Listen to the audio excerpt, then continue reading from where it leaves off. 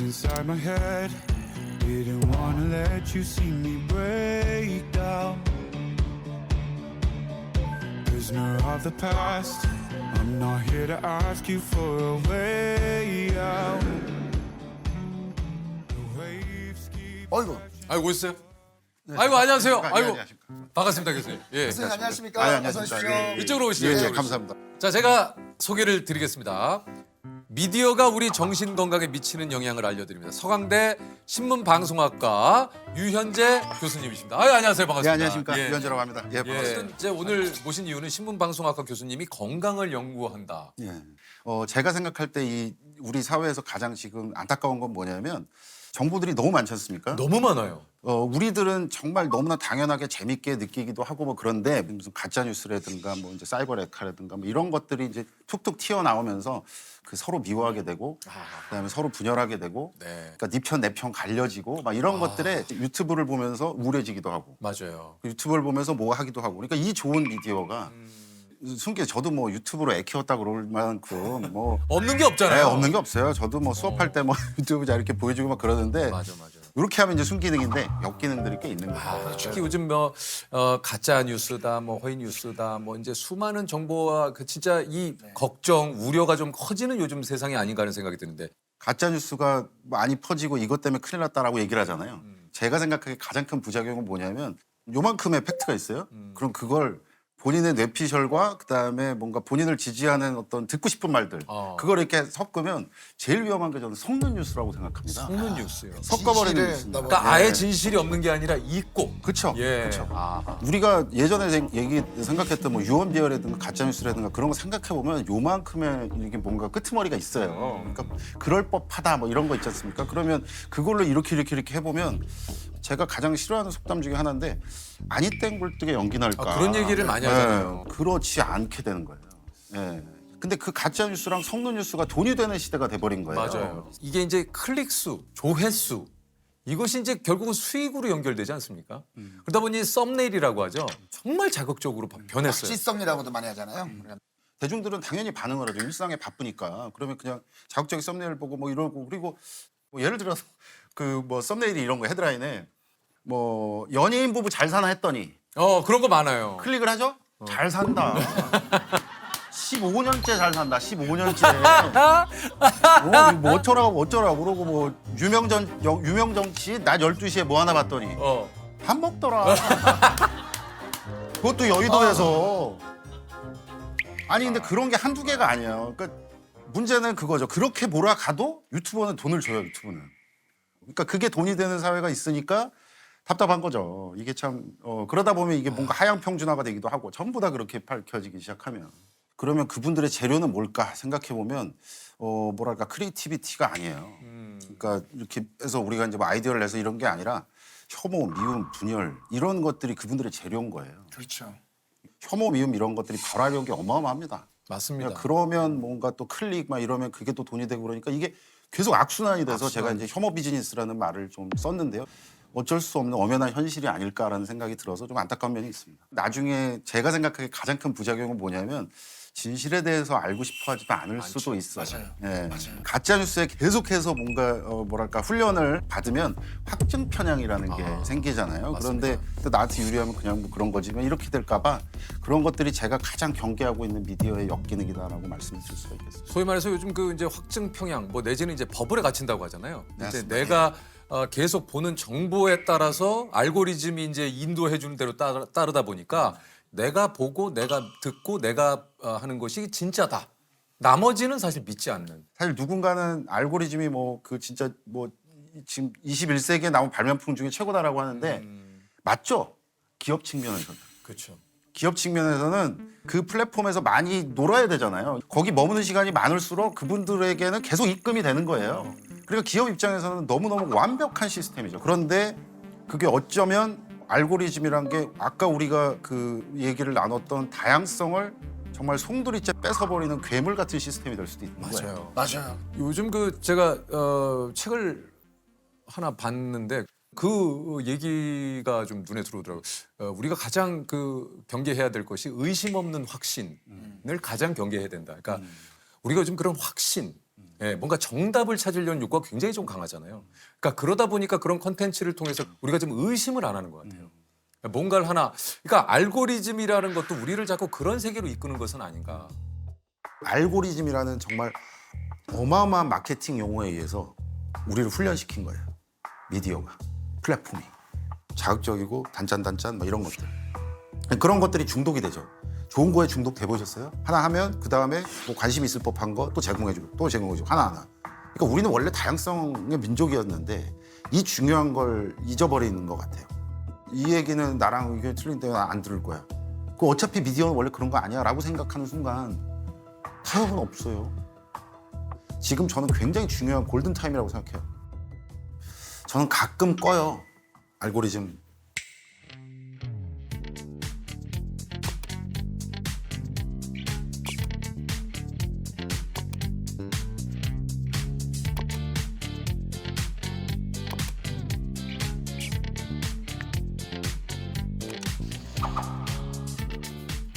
이런 또 좀 요즘 문제가 되는 것이 바로 그 이제 악플. 예. 이게 이제 뭐 도를 이제 넘는 악플들이 정말 많잖아요. 이게 이제 악의적이고. 그러니까 이런 악플도 이렇게 늘어나는 좀 이유가 좀 있을까요? 그러니까 저는 일종의 그 대중이 그 뭐랄까 게임을 하고 있는 게 아닌가? 그러니까 게임이 뭐 몰지각한 유튜버나 사이버 레카들이 공격 대상을 정해주잖아요. 그러면 일반 대중들은 아 내가 그러면 저 사람을 공격해도 된다라는 어떤 그런 가치 판단을 하게 될 수밖에 없나 봐요. 그러면 정말 본인이 할 수 있는 모든 이걸 해서 제일 모욕적인 말을 누군가 상대의 타겟이 정해지면 그분들한테 하는 것 같아요. 근데 그게 실명이라도 그럴까? 혹은 오프라인에서 그분들을 만났을 때 그렇게 할 수 있을까? 이 말씀을 좀 드리고 싶은 게요. 한나 아렌트라는 철학자가 이제 악의 평범성이라는 얘기를 했어요. 근데 그 악의 평범성이라는 게 어떤 거냐면 뿔 달린 사람이 어마어마한 사람이 그렇게 배설 수준의 누군가를 상처를 주고 막 이런 게 아닌 거예요. 악을 퍼뜨리는 사람은 지극히 평범하다. 그리고 당신도 될 수 있고 나도 될 수 있다. 어떤 상황에 처하게 되면 굉장히 평범한 악이 모여서 어마어마한 악이 된다라는 거예요. 근데 댓글이 너무 험하게 그러니까 배설 수준으로 나온 분들을 만약에 잡아서 물어보면 둘 중에 하나 다릅니다. 나만 그랬어? 그리고 내가 진짜로 때렸냐 그 사람? 근데 아까 제가 말씀드렸던 것처럼 지금 이런 우리 같은 초연결 사회에서는 온라인에서 공격하는 게 훨씬 더 타격감이 셉니다. 맞아요. 그러니까 저는 이런 부분을 좀 반영을 해서 미디어와 관련된 규정이 빨리 좀 우리나라에만 있는 법을 좀 보고 싶어요. 네, 맞아요. 사실 유튜브 그다음에 SNS 이런 관련 어떤 제한을 두는 법들을 저한테 인터뷰가 들어오면 저는 항상 유럽 예를 들게 되는 거예요. 유럽엔 있어요. 있어요? 그러니까 벌금을 어느 정도 규모냐면 뭐 700억. 그리고 24시간 내에 뭔가 조치 취할 것. 뭐 이렇게 되는 겁니다. 사회의 경종을 들으면. 이거는 정말 우리 사회에서 받아들일 수 없는 죄야. 그리고 이건 뭐 표현의 자유나 이런 숭고한 가치를 들이대면 안 돼. 라고 해서 국가에서 뭔가 제한을 두는 거예요. 그래서 저는 그런 법들이 좀 촘촘히 좀 만들어졌으면 좋겠다라는 생각이 좀 들고요. 우리가 그런 국내법을 마련하고 유튜브에 약간 특별 요구를 할 수도 있을 겁니다. 왜 그러냐면 현실은 우리나라가 뭐 전 세계에서 거의 유튜브를 가장 많이 쓰는 국가 중에 하나고 유튜브가 우리나라에서 벌어가는 돈도 많고 그러면 책임성을 요구하는 거죠. 당연히 할 수 있겠죠. 또 참 뭐 이런 얘기 어떨지 모르겠습니다. 저는 늘 얘기 드립니다. 악플이 그걸 그냥 감내해야 된다고 생각하지 않아요. 좀 그런 안타까운 일이 생길 때도 그렇습니다만 그런 악플을 그냥 감내하고 그냥 당연히 받아들여야 되는 것으로 인식하는 것이 너무 슬프고 가슴이 아파요. 도대체 그 욕을 어떻게 감당을 해요? 맞아요. 그 자살 정구 증상으로서 오는 게 이제 무력감이거든요. 뭘 어떻게 해도 나는 안 될 것 같아요. 근데 그런 슬픔을 느끼면 정말 뭐 어떤 감정이 될지는 우리가 다 안타깝게 생각하잖아요. 예. 저는 유가족이에요. 그러니까 형이 친형이 친형이 이제 이제 극단적 선택을 했죠. 이게 아마 뭐 저를 아시는 분들은 아마 이 방송을 보면 좀 놀랄 수도 있는데, 그러니까 제가 이제 미국에서 교수를 할 때 이제 형이 이제 그런 선택을 했다는 얘기를 듣게 됐어요. 그때 뭐 예상은 하시겠지만 2, 3년 동안은 그냥 멍했어요. 멍하고 이렇게 시간이 지나도 요즘 이 인간이 왜 전화를 안 하지? 막 이런 착각을 할 정도로 그러니까 너무 이상하게 살았던 거죠. 근데 이제 그러고 이제 한국에서 뭐 논문을 써야 되니까 교수도 먹고 살아야 되지 않습니까? 그러면 연구도 해야 되고. 근데 그 생각이 든 거예요. 아, 제가 그러면 그 어떤 분야를 좀 연구를 할까? 그런데 제가 이제 그 자살이라는 게 제가 너무 아프게 다가오니까 아, 이것과 미디어에서 뭔가 연결이 안 될까라는 생각을 우연히 했는데 예를 들면 그 자살을 보도함에 있어서 너무 자극적으로 한다거나 아니면 그게 우리나라 자살률이 세계 1위인데 너무 감성적으로 그걸 풀어서 뭔가 베르테르 효과가 나오게 만든다든가 그리고 용어가 예를 들면 동반 자살이라는 말이 나와서 제가 너무 살기가 힘들어서 제 아들이랑 같이 가겠다고 하면 그러고 자살을 했다 그러면 그게 어떻게 동반 자살이냐. 그건 살해 후 자살이지. 그런 것들이 문제의식이 있어서 논문을 썼어요. 그랬더니 이제 그 다음에 이제 도와주셨잖아요. 예전에 기억나실 거예요. 그 자살 예방 캠페인. 아, 예. 그거 저가 같이 한 거예요. 아, 그러셨군요. 그래도 오늘 나온다 그러길래 제가 유석 선생님한테 좀 감사를 아, 할게 아닙니다. 7, 8년 전에 예. 그런 예방 활동 미디어 뭐 이런 거를 하는데 아, 이게 진짜 어마어마한 연예인이 좀 했으면 좋겠다라고 해서 연락이 갔는데 선생님 해주신다고 했다는 거예요. 그래서 그때 사실 저희끼리 막 진짜 울컥했어요. 얼마 전에도 그런 뭐 이 사건이 좀 있었지 않습니까? 그럼 연예인 자살하고 그러면 그래서 이제 그 우리 사회에는 사실 그 자살 뭐 콘텐츠 가이드라인 이런 것들도 마련을 해놓기는 해놨습니다. 작년에 보건복지부 그리고 현직 뭐 기자님들 변호사 이렇게 다 모여서 자살 예방 보도 준칙 4.0 이렇게 해서 예방을 넣었어요. 자살 사건이 벌어졌을 때 그렇게 자극적으로 막 해서 아이들이 쉽게 볼 수 있게 이렇게 흩뿌려 놓지 말자라는 게 첫 번째 겁니다.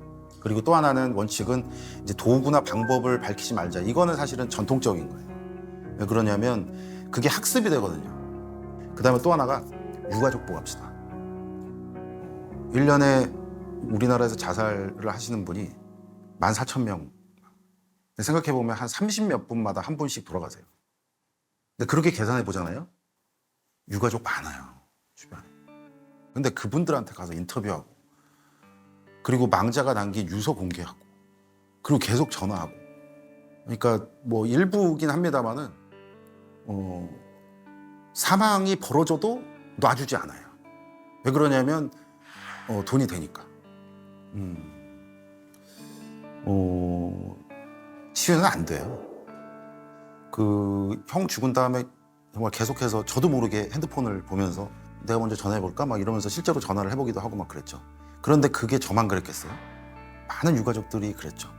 뭔가 유가족에 대한 예의 그리고 또 다른 자살을 막을 수 있는 어떤 예방 차원에서 그렇게 괴롭히지 말자는 거예요. 그런 위기에 처했을 때 어떻게 도움을 받을까? 그런 정보를 제공하자.